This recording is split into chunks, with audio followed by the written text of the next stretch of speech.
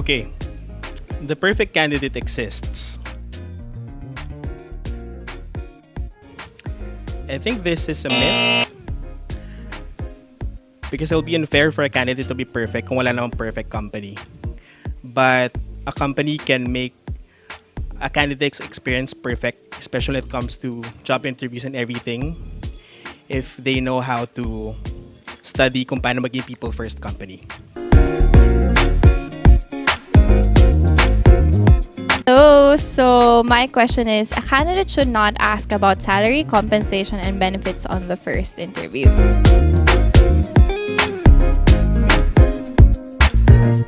So this is a myth, and I want to speak for Canva. Like during the first interview, we chat about anything, and for every candidate, it's a matter of how you package and deliver it. But at the same time, when you're a candidate for the first interview, you wanna research a lot on the company, and so when you just ask about salary, compensation, and benefits detail, it's more about learning more about the company, asking for the salary range so that you can both manage and set expectations on both parties. So yeah. Does extroverts have a higher chance of getting a role in our company? So I have a definitive answer that this is a myth because particularly for Canva, we really value individual characteristics or like individuality of everyone, because for us, even though we have an open space setup in our workplace, we still have booth rooms, quiet rooms wherein the shy type or like the quiet type of employee or people can either book those rooms and just work their way all throughout the day there. So here particularly in our company, we really value diversity and inclusion, not just because of race, religion, or sexuality, but even on how each and everyone can work comfortably for them to be the best version of themselves. Not having enough years of relevant work experience is always a deal breaker. Actually, it's both myth and a fact. Myth for level 1 positions or entry-level positions dahil we accept naman po mga fresh graduates and also inspiring fresh graduates na gusto nila magkaroon ng experience with Everbelena. And it's a fact for managerial positions, of course. So we really need relevant experiences para magampanan nila yung duties and responsibilities nila with the company.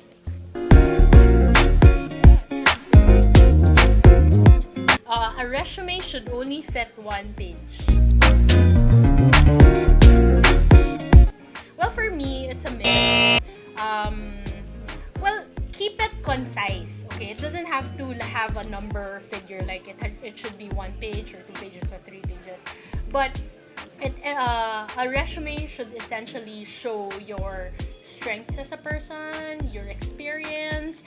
At least when a recruiter sees it, he or she will have an idea of whatever you've been through, your experiences, your past learning experiences, your job, your everything, no? But in a concise way. Yeah, so it doesn't have to have like a number, really a specific number.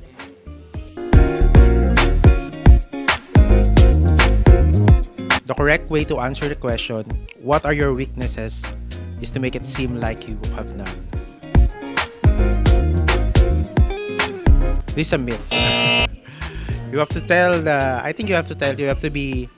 you just need to be true to yourself, especially in terms of an interview, because most of the HR knows if they're being bullshitted by being BS by the applicant. Interview answers will tell you everything you need to know about the candidate. Of course, it is a myth.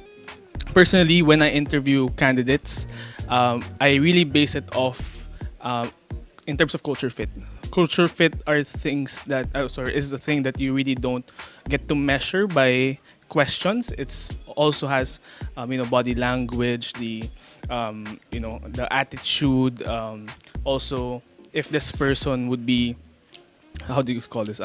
If this person is someone, you would feel it. You would feel agad during the conversation. If intimate ba siya, passionate ba siya, you know. So, this itself, it's a myth because ang daming things that you wouldn't be able to know just from answering us or just from asking these questions. Okay. This is actually a myth because basically when you interview someone or when you interview a candidate, they'll manipulate all their answers, so you'll probably not get everything that you need to know during the initial interview. So yeah. Recruiters and hiring managers check your social media. I can't even deny that that's a fact, or at least for what we do, because here's the thing. Looking at someone's social media, you're able to see how people present themselves to the world, especially when these are people who are, you know, working in sales roles. It's very important to see how they present themselves because it's most likely how they're going to present themselves to potential clients. And yeah, so it's something that I think is also super important. So keep your social media clean, or at least whatever you put in public, make sure that it's quite nice to look at. And also, you're able to see, like, you know, how people like write as well, especially on grammar and stuff. So if, you know, I'm hiring a writer and their grammar is like terrible online, I'm like, oh, I'm not sure you're the best fit. So yeah, keep your social media clean. You should overstate your salary to leave room for negotiation. To be honest, I do not believe this. Mainly, first, one of the values of Atlassian is open company, no BS. Yes, it's kind of straight to the point, but I think everyone should live with it. I think overstating your salary really exemplifies your motivations in going to the company. One of the factors that we're really looking for are the motivations of a candidate.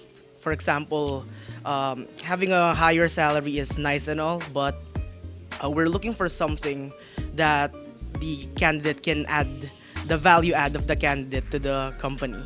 Probably a better statement here is, for example, when in terms of salary expectations, probably you can aspire for something higher than what you have, but for the actual salary that you have, just be honest, because us recruiters will find out. We're going to see. We're going to see. Yeah. The most impressive resume always gets the job. For me, no.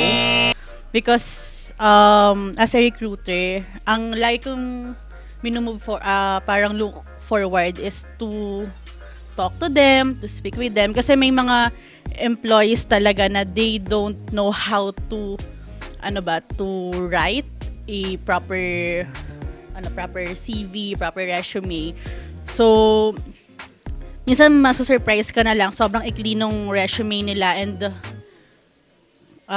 parang kung ikaw nagsisave ka ng oras, syempre titingnan mo yung resume kasi titingnan mo kung ano yung mga nasa resume, if fit ba siya sa qualification. Pero you will be surprised once na nakausap mo sila, yung story nila about the role or kung ano yung experience nila, specific kung ano yung hinahanap namin is pang 5 pages. So, ayun. Hindi, may mga nakukuha na impressive yung resume, but not all, not most.